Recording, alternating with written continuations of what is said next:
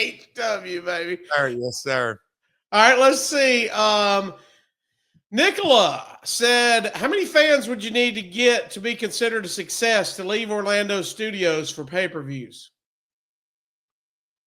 To leave the studios to take it out on the road? Yeah.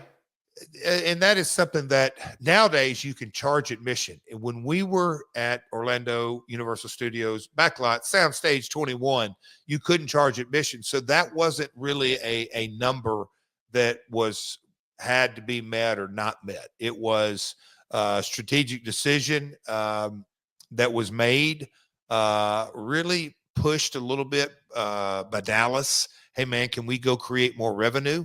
And ultimately, because you've got to go out, you got to sell tickets, but you also got to pay for lights and travel and airline and all that kind of stuff.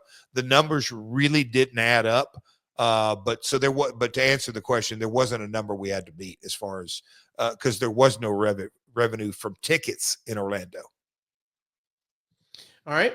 I never thought about it that way. That's a good question. Thank you for that, Nicola. Michael Burgett says, is there a venue that you haven't wrestled in yet that you would want to? I'm going to clarify. That question was asked, and because me and Conrad said ECW Arena, and it was brought to my attention that TNA did run a show, and I wrestled Rhino. So I have worked in the ECW Arena. I'd like to have worked in the ECW Arena for ECW back in the day. Yeah. The anti, but there isn't a venue that comes to my mind. There's some new buildings out there that are just absolutely beautiful. Barclays Center is one of the ones that really come to mind, but there's some new arenas across the country that are just top notch. That one we were just in, Fishers, Indiana, which is right outside of Indianapolis. It is a state of the art, brand new building. AEW Dynamite was the 4th event. It just top notch. And there's some others around the country, but as far as like historic, Mexico, Puerto Rico, all across America, United States, Canada, all through the UK, Germany. I feel very blessed. Japan, Jesus, even Australia. I've wrestled in a lot of cool. There was a poster the other day. Me and Razor Ramon wrestled in Jerusalem the day before Easter Sunday. We've wrestled at quite a few places. So. I can't really think of a venue that I'd like to work in. I'm sure they're out there, but the newer buildings would be the short answer. Going to our super chat, Dwayne Guzman said, Jeff, I was wondering if you'll be at the AEW Asheville, North Carolina show January 1st. I lost my home because of the hurricane. I'm looking forward to having fun at the show. Well, Dwayne, we send our thoughts and prayers to you, brother, and I hope you are back a little bit on the right track, and appreciate you joining us. Dwayne, I'm going to echo Cassie's thoughts. Sincere thoughts and prayers. And, East Tennessee, there were some places that got hit hard, but man, you folks have had a rough go. And I know there's a greater plan that none of us are really aware of, but man, straight up tragedy. So I could not be happier to hear you chiming in here tonight. Thank you, sir. And I plan to be there in Asheville on New Year's Day. You damn right. It's pretty cool that it's falling on a Wednesday. So looking forward to, I just say that I cannot wait to be in Asheville on January 1st. Nice. All right, let me see. Basketball and wrestling question, says Tony Shuck.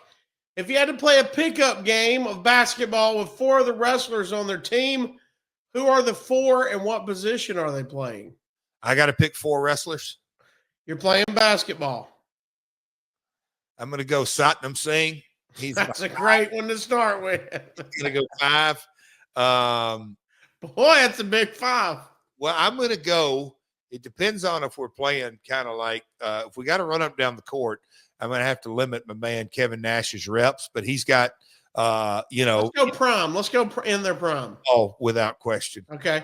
Boy, you got the Twin Towers down there, man. Ain't kidding. I'm going to go, yes. I'm going to go that. And then off the top of my head, and a lot of folks don't realize this, but in their prime, I'm sure I could probably think of, look, and you can't count Karl Malone or the people that have just kind Yeah. of moonlighted. I want to just say straight up wrestlers, but in their prime, boy, what a starting five this would be. I'll run point, and you got Oh, Ron and Don Harris. I'm going to make Donnie 2, Ronnie 3, 6, 7 twins, Kevin Nash, Satnam Singh. That's our starting five. well, boy, you're lacking on speed, but boy, do you have the size. Buddy, just give me the ball and I'll You'll get it to who needs it. Tottenham is a lot faster than Kevin Nash in his prime was a lot. Ronnie and Donnie, what are you talking about? They were beam poles. They were, hey. That's true. I'm thinking about the prime. Yeah. Yeah. Woo! Yeah. What a lineup that is, son. Rosie, we would take old Sunnyside up. We'd take Sunnyvale down in a minute. So all right, let's see what else we got in here. We got multiple questions about this, so I'll get one of them in, and it'll cover most of them. Chris said, with the move over to Netflix and the closing down of the WWE Network, what do you think WWE will do with the archives, given that they have announced only some content will be going to Netflix? Would be a great shame for this footage to disappear into the abyss. it'll never disappear. And I've got a strong feeling that off the top of my, not at the top of my head, because I've kind of given this thought that we kind of look at it. But when you say, hey, man, go to the network, there's so much content there. It's like almost overload that, me, you, and others, what we'll call it, of this generation, we don't even really know. Well, we do, but there's some folks that don't even really know where to start. And I'll see, I'll see kids in autograph lines often that know more about my career than I do currently, but because they'll start on episode whatever and watch WCW and all this. But I think in the foreseeable future, I think you're going to see a strategic rollout, and they're going to have, we'll call it the Nitro match of the day, boom, on YouTube at 5 p.m. And then it's a little 20-minute bite. So I think you're going to see the bear, if you will, be fed in multiple areas, but that's all going to be monetization, because that network is just going to be, I think he said, slip into the abyss. There's zero chance of that. They're privately held or headed that way, and they will be looking to monetize that library any way they can, and they will. All right, let's see what we got. George Jones. I hope it's the George Jones. He says, I do too. I'd like to talk to him about how things are going. He says,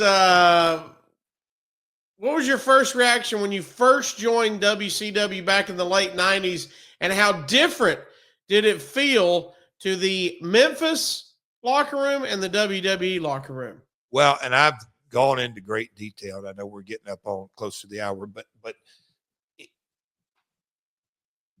maybe culture shock is probably too strong a word, but I was shocked because, to put it in simplistic terms, I had broke into the business in 86. And before that, I'd been around the family business and understood when you walk into an arena, okay, whether it was my dad, the boss, my grandmother, the boss, or my dad or my grandfather, the boss, the promoter was the boss. And then the tip top boss was obviously my father. He owned the promotion. When you went to the WWF in 93, look, you have, agents is what they were called in that time. And then you had kind of a TV boss, but there was no, like, zero dispute that Vince was the boss. The buck stopped with him. Like it, love it, hate it, whatever. His answer was final, and you had no ifs, ands, or but that. After I was at WCW, about 2 weeks, 3 weeks, conceptually, I understood that, okay, Eric's running this thing, but man, it sure seems like Kevin Sullivan kind of has the ultimate say over in creative. But no, that can't be right, because Hogan has creative control. Wait, so then Hogan, wait a minute, Sting's got himself into a good spot. You could just kind of tell that the dynamic was politically supercharged, and it just wasn't any one person where the buck stopped. And that, to this day, was the glaring difference. And I think ultimately that is the single reason, or the number one reason why Vince ultimately bought his competition, because of the infrastructure of both organizations.